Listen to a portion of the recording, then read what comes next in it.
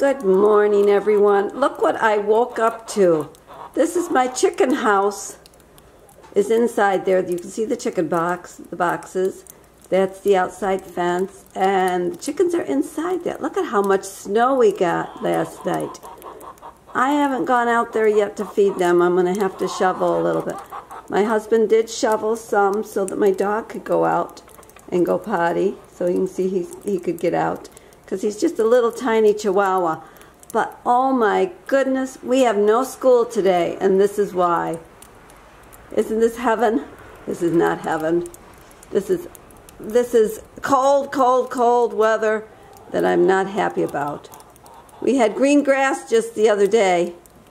The ground was starting to dry up, and I was liking it. But now we're back to this. I don't know if you can hear my chickens.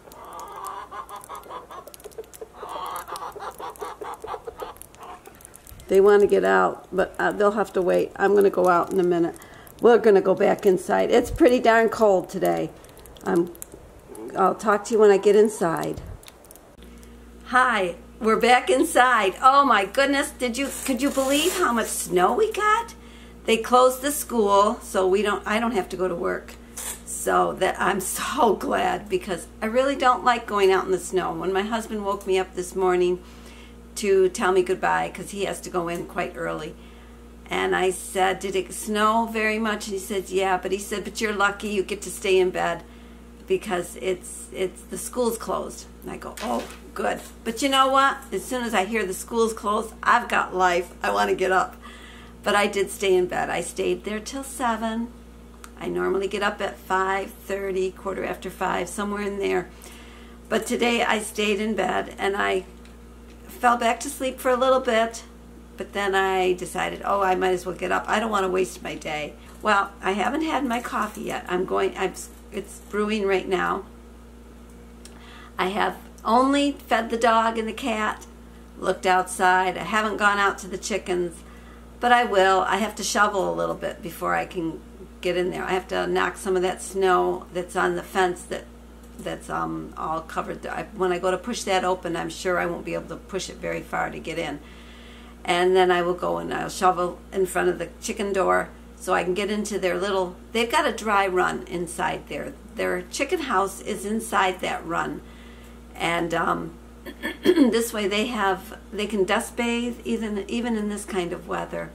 They can scratch and dig just like a chicken's supposed to scratch and dig.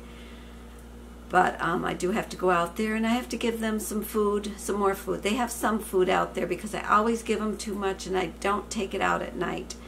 Not lately, since I got rid of the rats. I leave that out. They were hiding in the bales of hay. The bales of hay is gone.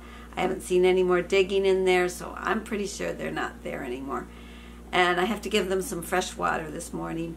I always give them water with apple cider vinegar. It's good for the chickens. It's good for us. So when you drink your water, just put a little bit of apple cider vinegar in there, and it's good for your gut. When I have my coffee this morning, I plan to put some butter in it. I'm gonna have a bulletproof coffee this morning, mainly because when I'm home from work, I find it really hard not to go to the refrigerator and decide, oh, I'm feeling kind of bored, let's just eat something. No, you don't want to do that because you're not really hungry. And if I was at work, I'd be so busy that I wouldn't even think of food until I get home. Well, I've just got my coffee, and you know what I forgot to do? I forgot to say who I am. Hi, again. This is so silly, but hi, I'm Nona Grace, and I'm going to have a cup of coffee with you this morning. Since I don't have to go to work, maybe you can stay home too. I don't know. Do you remember when the snow, well, if you lived in snow country, when you'd have a day that it snowed and you got so excited and the adults were not excited? Well, in our mind as a child, we used to think, this is fun day because now we can go outside and play. So we'd put our leggings on, the snow pants, I have to remember leggings today are leggings, those stretchy pants, but leggings of long ago were snow pants. So you put your snow pants on and your mittens and your boots and your hat and your scarf, and then you'd go outside and you'd be packing down the snow and trying to get, the old sleds had to have an icy surface, so if it was too soft of a snow, you couldn't use the sled, no matter how you packed it. So then we used to use this. We didn't have slip and slides. We had a metal. It was the bottom of a refrigerator, I believe, a pan that was on the refrigerator, something with the refrigerator. And we used to sit on that, and you'd just go flying down the hill, and you'd fly so fast. So you'd get so close to the weeds that you thought you were going to go down into the creek, but we never went down into the creek. And then you'd trudge back up the hill, and you'd do it again and again and again, and then finally you decide that, well, we've had enough sledding. Now let's go build a fort. And our forts were built into snow piles that my father would push the snow to make a pile so he could clean the driveway. And we used to get our little garden shovels, the garden tools, the little tools that you use when you're planting your garden. We used to get those, and we'd dig a hole into the tunnel. Then we'd get inside the snow, and we'd sit there and we'd think, oh, this is so nice in here, which it was. So it was like our own little igloo, but we didn't stay in it very long, but it was a lot warmer inside there. So when the people live in these snow houses, it actually is a little warmer because you're insulated from the cold. Even though it's cold inside, it feels pretty good. Well, I made myself I don't know if I told you, but I made myself my coffee. I got I put butter in it today, and it's nice and frothy. It's actually, I don't know if you could see it, but oh, it's good. It's frothy.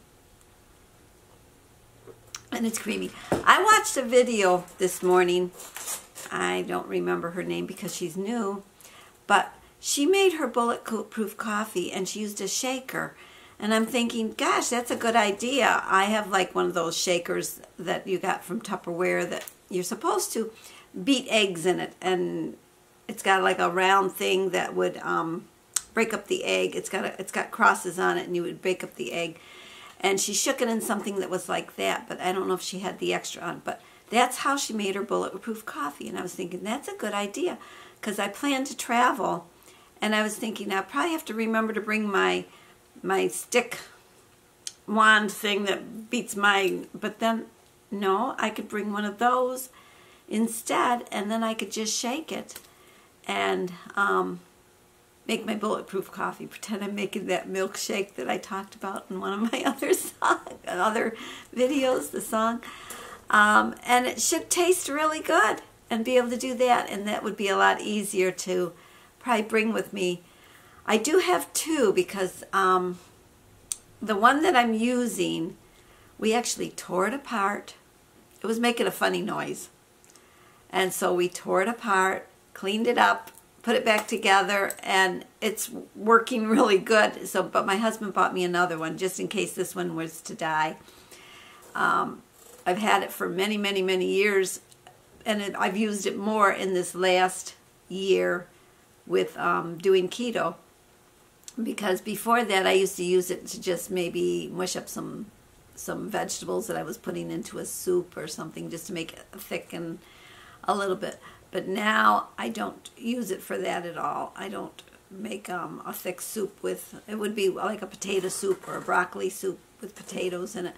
You could make a broccoli soup and use it with that, and it would mush it up and make it nice and creamy. But now I have a bullet.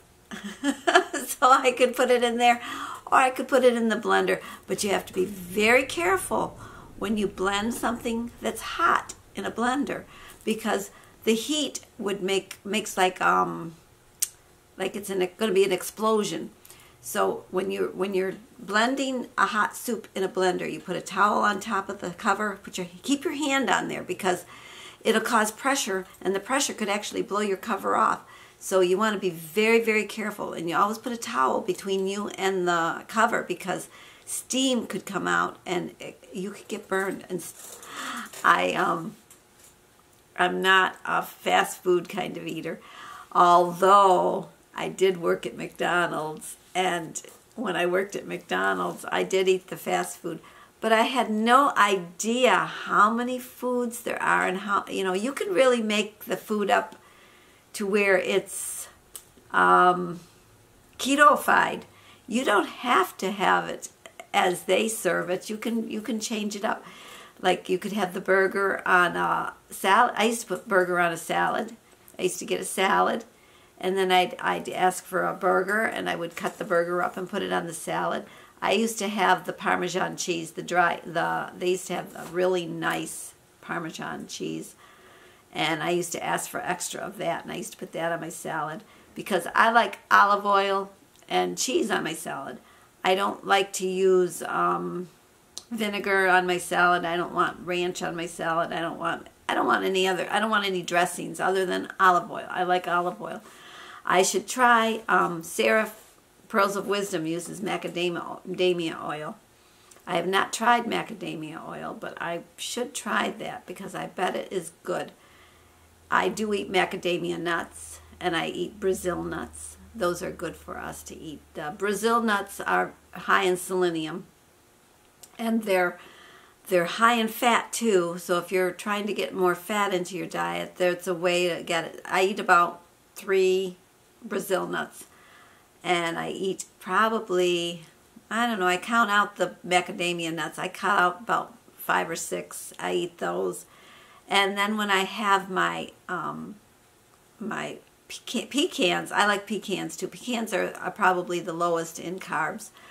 I put the pecans with the Baker's morsels that are 60% cacao. It's a bitter chocolate. I used to think they were bitter. They're sweet.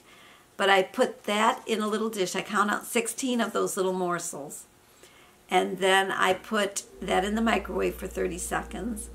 And then when I take it out, I put a good tablespoon of butter in there. Put it back in the microwave for 30 more seconds. When that's done, then I put in the almonds and pecans, and I stir them around and mix them up, and then I eat it. When I get my silicone cups that I've ordered, I'm going to make up some of these little pecan chocolates. I'm going to put them in the freezer because I think they will freeze and harden nicely, and it will be like eating a crunchy candy bar. I have a hard time keeping my carbs under 20. I watch just the carbs, and when I eat a salad, my salad goes over because I put so many other things in it that every little carb adds up. And the kale is high in carbs. That darn kale. Who would have thought I would have liked kale?